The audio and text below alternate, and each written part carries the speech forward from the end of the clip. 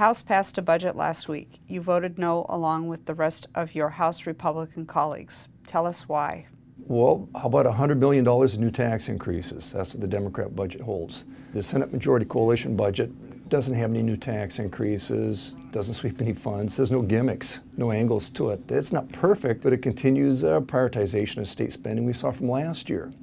Now, if we put a little bit more towards education to help fund the McCleary decision, we're not talking $1 billion. It looks to be about $40 million for the remainder of this biennium and maybe $100 million for the following biennium. And it's more targeted to K-12 technology investments, something we're hearing from teachers that they want.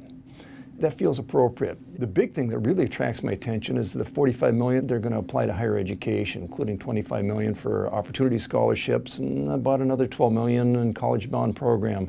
That's so important because we're getting to the point with higher education where you add together all the grants, the loans, the parental contributions, your summer earnings, and you're still not going to be able to afford a single year's total costs at large state institutions. So that's dear to my heart.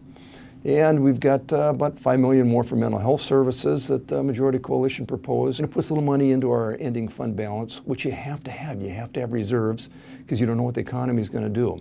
So the main thing wrong with the House Democrat budget, besides the $100 million in new tax increases, is that the tax increases are taxing bottled water, B&O tax preference for prescription drugs, that's going away.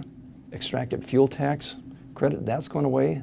They're going to start taxing non-resident sales taxes. That's going to drive business. Any of the border communities in the state, that'll drive them away. We don't need new taxes.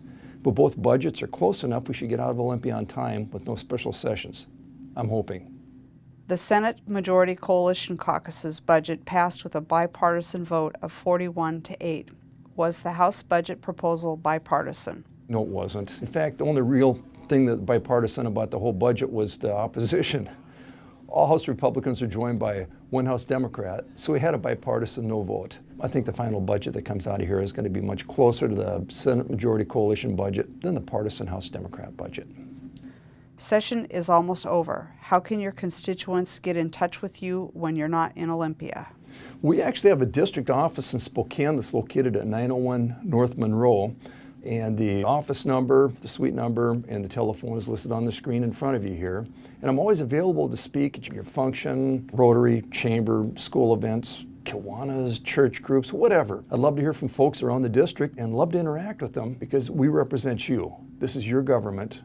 We do this kind of thing together, and quite frankly, the only new and innovative pieces of information I ever get are not from the Echo Chamber here in Olympia, it's from constituents back home that are tethered to reality. So feel free to contact my office at any time.